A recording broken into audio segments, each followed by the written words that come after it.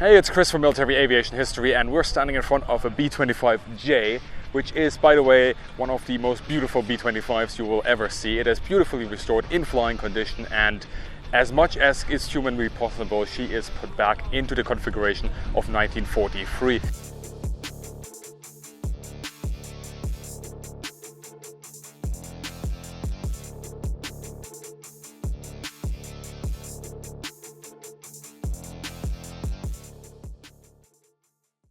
And this video is, of course, comes at us courtesy of the Commemorative Air Force, with this aircraft offering also living history flight experiences where you can in fact have a flight on an historic aircraft like this. And if you want to do that, absolutely do so, because that also supports this endeavor of making it possible to fly these aircraft. And since it's an all-volunteer team as well, that goes a long way in preserving this history.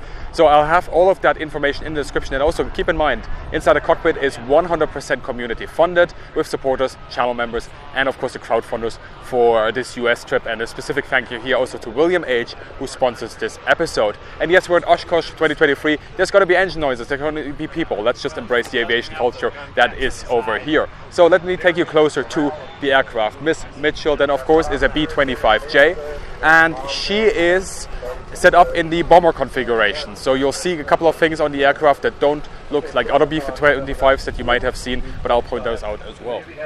Now up front, of course, we have a flexible 50 cal machine gun that is operated by the Bombardier, but you'll also see the Northern bomb sight there. Now, the reason why both the Northern bomb sight and the 50 cal are installed are for educational purposes, to show you what the setup of the B-25J could have been. Usually, if the Northern bomb sight was in the aircraft, that flex machine gun was not installed, for the simple reason of preserving the space. And also, the formation of B-25s would not take individual aim at their target. It would be the lead aircraft that takes aim with the Northern bomb sight, drop the bombs, and all the other aircraft in the formation would then drop their own ordnance as well. So they may in fact have that flex machine gun mounted. It's just the lead Bombardier that doesn't have it. You'll also find a fixed machine gun right next to it that is also racked by the Bombardier, cleared in case there's a stoppage, but the actual shooting with the machine gun is also done by the pilot. Now as we take it closer, we see the front swivel wheel. Now B-25 features differential braking on the wing gear, so this one swivels only to facilitate easier taxiing, but it is not a steering wheel. Then as we come more towards the cockpit area here, you will see once we get inside this beautiful restored aircraft, there's a tunnel over here that allows the Bombardier to get access from his station over to the cockpit area, and also the bomb storage area. Down here on the starboard side, we have the VHF antenna, and this teardrop-shaped antenna is the RDF, the antenna for radio directional finding. Now, because this B-25 is in a bomber configuration, what you'll see is that the side guns that would be mounted on many B-25s, or at least, and you may have seen those in pictures, are not mounted here. And in fact, this aircraft, because it was a bomber configuration, and because a lot of these B-25s would also be flying, let's say, in the South Pacific or in the Mediterranean theater over in Europe, they didn't really need some of these provisions that were required for other B-25s. They were flying different missions. So some of the de-icing provisions, also with the propellers, with the alcohol that is used there for de-icing, were removed simply to reduce the complexity of the aircraft and for maintenance, and also to save on the weight. Also notice on top of the B-25 we have a turret, a twin 50 cal turret, once again 12.7 by 99 millimeters, and that is an electrically driven turret. Now we have in the B-25 a gull wing, which means that the first portion until sort of the engine is dihedral, and then the angle droops downwards to an anhedral wing angle. Right next to me we have the Hamilton standard propeller. The pitch range is 24 to 57 degrees, but you could feather these propellers, which is really, really neat, because obviously if you get one engine shot out under you, or you have to fly on one engine, you feather those propellers, you put those propeller blades perpendicular to the airflow, limiting the air resistance, because the last thing you want is having, well, basically 3 additional air brakes on your wing. The engine itself is the R2600, and it provides a maximum output of 1,700 horsepower if you crank her up all the way to 2,600 RPM at 39 inches of manifold pressure. If you want to drop her down to cruise, then you will have to do 2,100 RPMs at 30 inches of manifold pressure.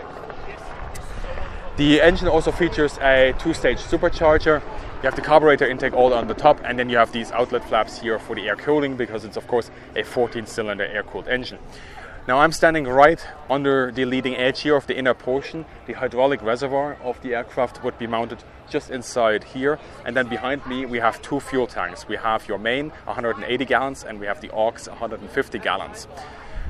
There's also 3 additional cells that actually count more or less as one fuel tank outboard of the engine, 150 gallons, but those aren't used on this particular machine now because it's simply not required. We have the starter crank connection point right here. We of course have electrical generators in the engine for the electrical power. We have batteries placed as well. We have a firewall, and behind that firewall we have the oil tank with 34 gallons. Now let's step back here now and go towards the wingtip on the leading edge, following the leading edge. What you can see here is that intake there, that's for the oil radiator. And then as we move alongside the wing edge, we have a landing light, and then we'll go to the wingtip with the navigational lighting as well.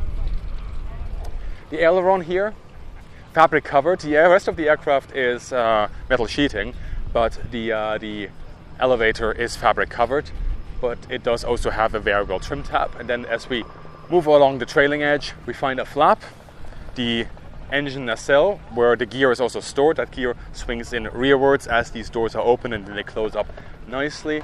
And then moving towards the fuselage, we will find the second portion of the flaps, the inner flap right here. And then let's talk about the fuselage a little bit. Fuselage is semi-monocoque construction, and the weight of the aircraft goes from 20 to about 34k pounds, depending on how you set up the aircraft. The device that you see right here is a trailing antenna, so you can spool that out with an electric motor, and it trails behind you. It's a low frequency antenna, and you can spool that back in when you don't require it. The small antenna there that you see as well, with the yellow and the do not touch sign, that is the IFF antenna of the aircraft. You also see this entry hatch right here. That's for the rear station, so the radio operator would be sitting here. The radios would be mainly mounted on the right-hand side of the aircraft, and he would also operate these flexible 50 cals. Once again, 12.7 by 99 millimeter machine guns, and they're offset slightly on either side to facilitate easier movement as you're inside of the aircraft, defending it from side approaches. And that is operated only by the radio operator, so he will have to jump from one gun to the other depending on the situational requirements. Now let's move towards the tail then. We have a massive twin tail in the aircraft, fabric covered control surfaces once again, with variable trim tabs on both the rudder and of course also the elevator. Moving it then to the very rear end of the aircraft, we have a tail bumper, and then we have the rear gunner with two 50 cals there as well. These guns are also belt fed, with the belts running alongside the fuselage on either side, and they could in fact also be reloaded if they run out by the radio operator.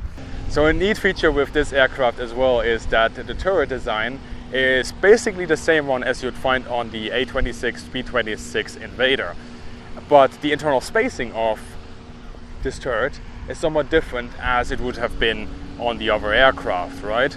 So as you are going through your maximum deflection sideways, the hull here starts to buckle because of the electric hydraulical drive, as there's not enough movement room for the actual maximum deflection of the guns, which is quite interesting as a design perspective, but I guess for a production standardization that made sense. Moving then along, let's go to the port side now of the aircraft. Once again, you'll see the exact same arrangement on the tail with the horizontal and vertical stabilizer. And then as we move towards the Bombbay, now the aircraft can theoretically lug as much as 3,000 pounds of ordnance. The internal storage allows for provisions for 100-pound bombs all the way upwards to 1,600 bombs, as well as a single 2,000 bomb that could be carried as well. Inside the Bombbay, let's in fact have a closer look. It's rather big, and you can even see two bombs mounted right there. Those are 250 pounders. Now the Bombbay here that we have could also feature on the top half of it an additional fuel tank, upping the range by 215 gallons. When you do install that tank, keep in mind that the bomb load that you will be able to carry is somewhat lower, as it of course takes up space. And then there's an additional ferry tank that is available as well, which is 335 gallons, but that would occupy this whole space. But one of the neat features about it is you could actually drop it in flight if at any point in time you need to drop it, and that just slides out just like a bomb on these rails right here. And I gotta say, if you look at this is absolutely beautiful, restored just the way it would be in reality. So let's just take a moment to take that in, and then talk about the fact that, of course, the B-25 doesn't just have provisions for bombs inside the Bombbay, but also on the wings. So let's take it back to the port wing then. There could be additional ordnance mounted here, anything between 100 to 300 pound bombs, 4 of those on each wing. And additionally, if you want to go on anti-submarine duties, you could do that as well with 3 325 pound depth charges on either wing. And now, enough talking on the outside, let's jump inside this absolutely beautiful machine. Let's jump on board Miss Mitchell. A big thank you here to the Compartment Air Force Minnesota Wing for this fantastic access. This aircraft is beautifully restored, and you can also book living history flight experiences with her. Check out the link in the description. Big thank you here to all the crowdfunders who make Inside the Cockpit possible. Let's start this tour in the nose, working our way backwards. I'll add that on the day we filmed, it hit around 90 to 100 degrees Fahrenheit inside the plane, with it being stationary on the ground. So that certainly made for an experience. Starting with the nose, we have the Bombardier navigator position. Here, the same crew member would put bombs on target and also direct the plane along its flight path from the airfield to the target and back. However, in the nose, the tasks are mainly limited to dropping bombs. All the way to the left, we have the flight suit heater system. Looking forward from the seat, we find on the left your windscreen defroster and wiper controls with the associated circuit breakers. They are only relevant to that central front window you see towards the right here. That's the bomb window. The actual defroster and wiper unit is installed to the left of the nose. Then we have the bomb control panel, and set above this are the remote repeating compass, an altimeter in feet, and a speedometer in miles per hour. Together, these provide the basic information required to put bombs on target. The bomb set and interval control panel is mounted right next to this. And then we have an outside air temperature gauge installed all the way to the left, and it shows 35 degrees Celsius or 95 degrees Fahrenheit. And that's on the outside. Inside this greenhouse, it was at this moment I regretted not wearing shorts and a t-shirt. This wouldn't be an issue when flying though, as the temperatures drop rapidly and the nose of the B-25 is notoriously cold due to the limited sealing between the windows and the frames. Moving to the center, we find the northern bomb sight. Above the bomb sights, we have that Flex 50 cal for some personal defense, and this gun is fed via a belt coming from the ammo boxes that are mounted on the right hand side of the nose next to the Bombardier seat. Then there's also a Fix 50 that is installed with an appropriate ammo box right next to it. Finally, to the top left is the emergency escape hatch. This was only for on the ground or during ditching, although the Bombardier navigator is actually meant to be in the main cabin when that happens. When having to bail out of the aircraft, you do not go this way unless you are feeling very lucky to be able to dodge a propeller going at 1,800 RPMs. As previously stated, the Bombardier is also the navigator, so he only spends a fraction of his time in the nose. So how do we actually get to that nose? Well, there is a tunnel that connects the Bombardier position with the cockpit. It is offset to the left of the center line. I went through this tunnel multiple times. With my size of 6 feet 2, which is roughly 190 meters, it was doable, but cramped. Notice these rails on the top. I understand that these were for the Bombardier to pull himself along the tunnel. I tried it versus crawling and didn't really find it any better.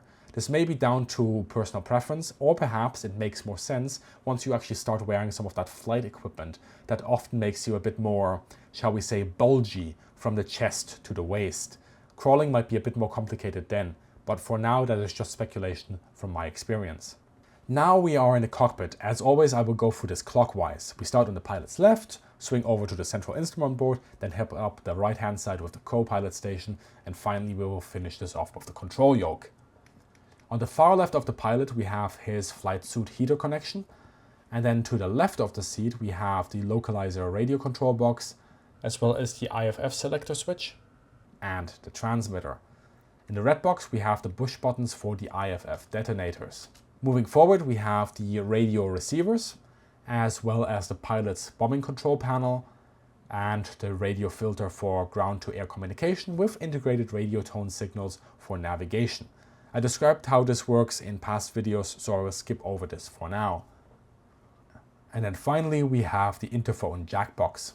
Moving to the central instrument board, behind the control yoke, we have a control panel for the various systems and associated circuit breakers.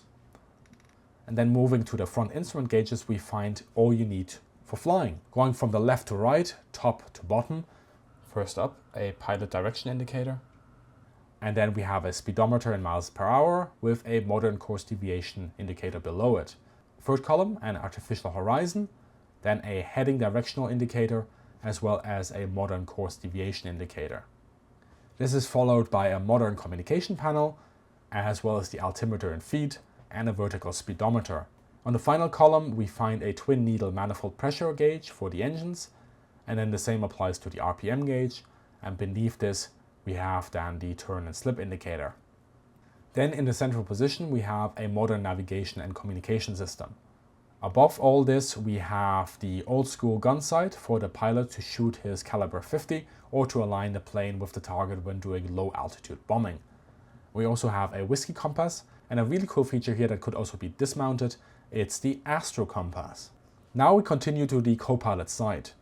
There are also flight relevant gauges here, but the focus is more on engine instrumentation. Again, left to right, top to bottom, we have a fuel pressure gauge, followed by an oil pressure gauge and a dual oil temperature gauge.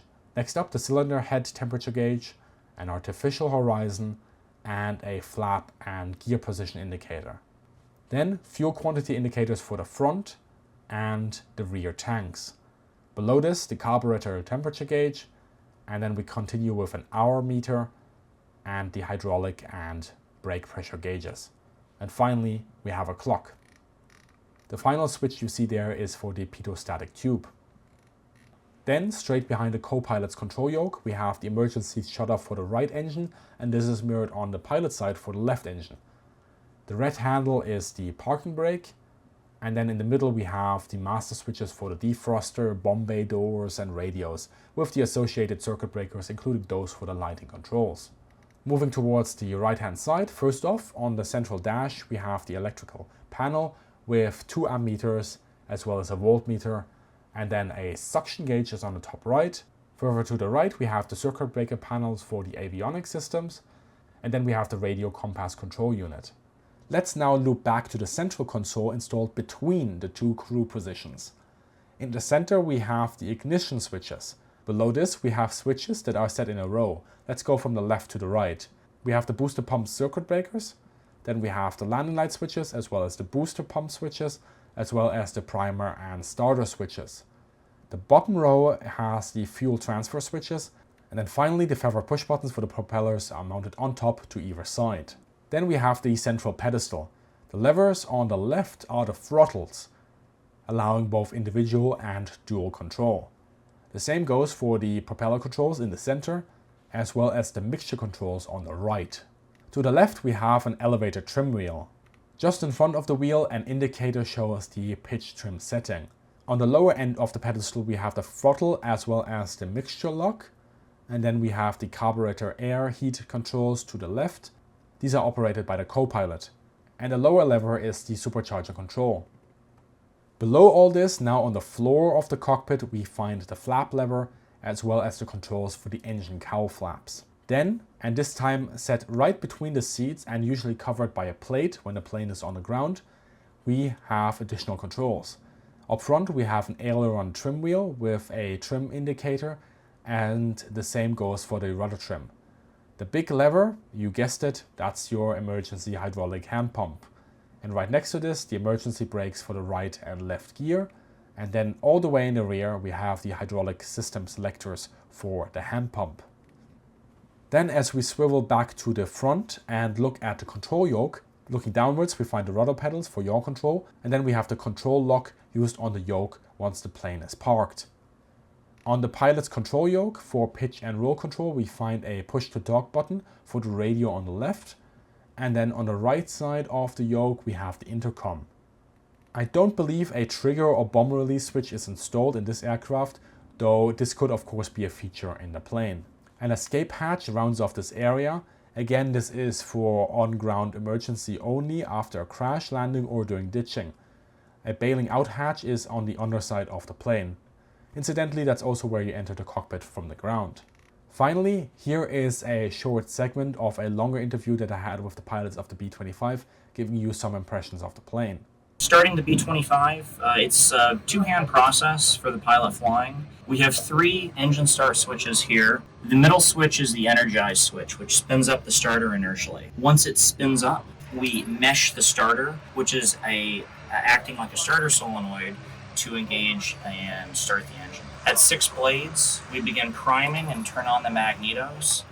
And around 12 blades, the engine begins to catch. At that point, we begin running the engine with the primer, and once it is running sustained, we then move the mixture to the full rich position. We're looking for about 800 RPM to 1000 RPM. And initially, we're looking, once we turn our fuel boost pump off, that we have fuel pressure, oil pressure, hydraulic pressure, and suction recovery. So for takeoff, our power setting is 44 inches of manifold pressure and 2600 RPM, which would be considered full power for the aircraft. Once the aircraft is broken ground, we retract the landing gear and make our first power reduction to METO power, which is maximum except for takeoff. We'll reduce the power to 40 inches and 2400 RPM, which is indicated at the top of the green line here. Accelerating through 145 miles an hour, which is the safe single engine speed of the aircraft, we retract the flaps and accelerate to 160 to 170 miles an hour, where we then reduce power to climb power, which is 30 inches of manifold pressure and 2200 RPM. And how does she fly? She's the heaviest thing that I've flown, the biggest airplane that I've flown, but very responsive. Every input that you make, she responds exactly how you would expect it to be. She's very easy to understand and feel the response. The one thing that is a little bit touchy is pitch. She's very pitchy, very sensitive in pitch, but with the control column itself, it's very easy to just place your hands just like you're taught during your private pilot training. You never want to over control, you just ever so slightly hold on to the yoke. So as a simple reminder of that, I do that very often in this airplane. But she's also very, very sensitive to taxi. That's a very common thing, I think, amongst B-25s, is they're just known to be very sensitive to taxi. But it's a fun little different challenge you have to deal with on the ground. Big thank you here to Mike and Emmy for answering my questions. Channel supporters can already watch the full interview in early access, and also a big shout out here to Mitch Bertrand from the CAF Minnesota Wing for providing access to this machine and the absolutely fantastic welcome and tour that he's given me of the aircraft, explaining all the intricacies and the amount of effort it takes to restore a machine like this. Channel supporters can watch the full-length interview via YouTube or Patreon. Now let's look at the compartment directly behind the cockpit. This was generally the navigator's position that could be sealed off from the cockpit with a combination of a bulkhead as well as a heavy tarp. Starting with the H model of the B-25, the top turret was also moved from the rear fuselage to the front compartment, and this drastically changed the layout from earlier B-25s.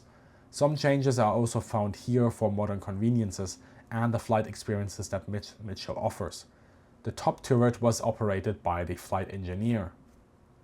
Turning around 100 degrees, let's check out the right side of the compartment. That's our left now. We have an interphone jack box, a med kit, as well as a storage case for maps and records, as well as an electrical control panel, and finally we have another jack box. Further along this side we find the fuel transfer switch, and then now looking at the left side of the compartment, here our right, we find the hydraulic fluid tank, and then as we look upwards, another interphone jack box and the switches for the external recognition lights. Then, as we come to the turret, here you can see how the position would look like when occupied. The turret can swivel 360 degrees and is equipped with 2 belt-fed 50 cal machine guns. Above the motor driving the turret, we have the bicycle seat. The footrests double as racking mechanisms for the guns. Swinging upwards, we find the bicycle hand controller, allowing the gunner to rotate and elevate the machine guns. Individual triggers for each guns are also included. Then as we swing our gaze upwards, we make out the turret proper. Here you can see how the gunner is sandwiched between two 50s. Inside the turret, a gun sight allows the gunner to track and engage the target. A backup sight is also included. Visibility to the side and rear and upwards is excellent, but to the front it is somewhat limited. Here we can see the feed connectors for the 50 cals. I had the chance to try out one of these top turrets from another B-25 restoration project that is still in its infancy. This is the turret of Sandbar Mitchell. As you can see, it is a tight fit for me, but once I was seated I had no complaints. The whole system works really well, and it gives you an idea of what it's like to use. In this demonstration, the turret is running in a low power setting, so the speed is not reflective of the turret's actual capabilities. Restoration projects like Miss Mitchell or Sandbar Mitchell are volunteer and donation driven. It is only thanks to people donating time or funds or going on flight experiences that these planes can operate. If you want to support projects like this, consider checking out the websites I always link in the description of Inside the Cockpit. Behind the top turret is the Bombbay. It is not accessible and effectively splits the front compartments from the fuselage section of the B-25. In the fuselage, let's start with the radio operator position.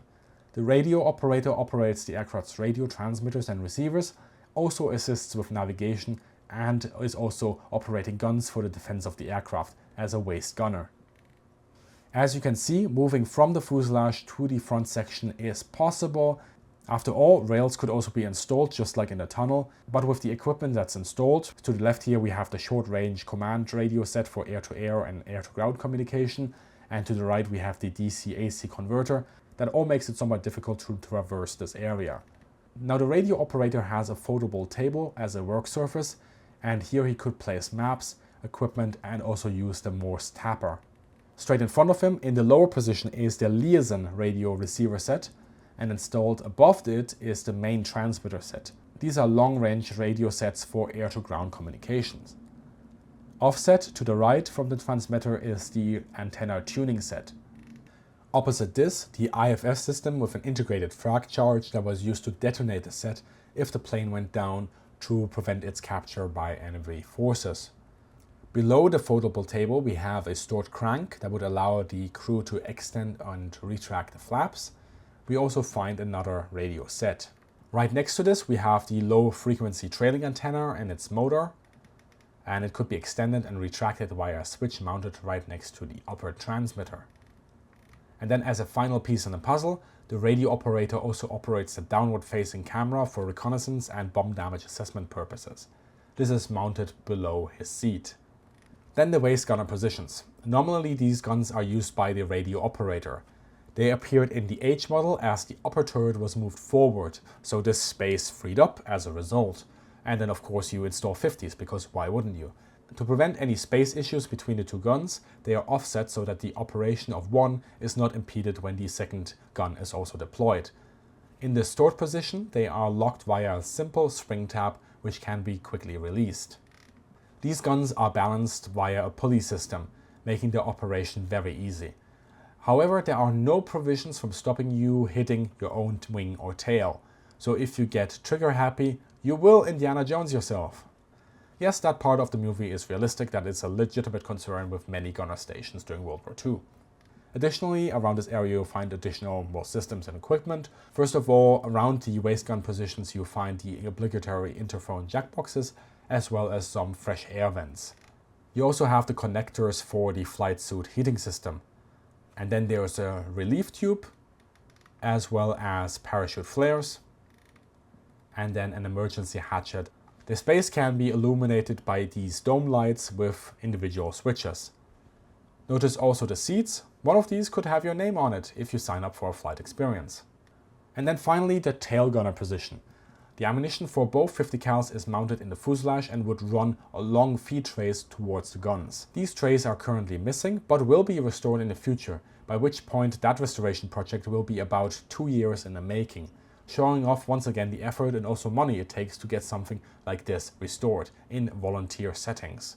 Notice how as we move to the tail gunner, we also see armor boxes to either side of the aircraft.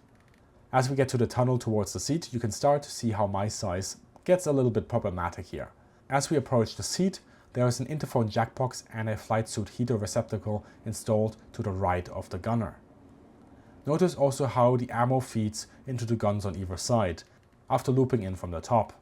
Once we sit in the gunner seat, we can also see the connectors to the ammo trays on either side. Then let's look at a bicycle handle controller of the turret. On the handles we have a microphone switch on each. Those are the little red buttons. The hook-like handles are the dead man switches. For the turret to operate, both must be depressed. Triggers are of course located in the usual spot to the front of the controllers. So what do you think of the B-25 Mitchell, this tour and the cockpit? Let me know in the comments. A big thank you goes out to the Commemorative Air Force Minnesota Wing for giving me access to their B-25. Miss Mitchell is one of the most stunning restoration projects I have ever seen, and I appreciate the level of access they gave me here. As always, please thank our hosts in the comments and check out the links in the descriptions that I always put in Inside the Cockpit to see how you can get involved in keeping this history alive.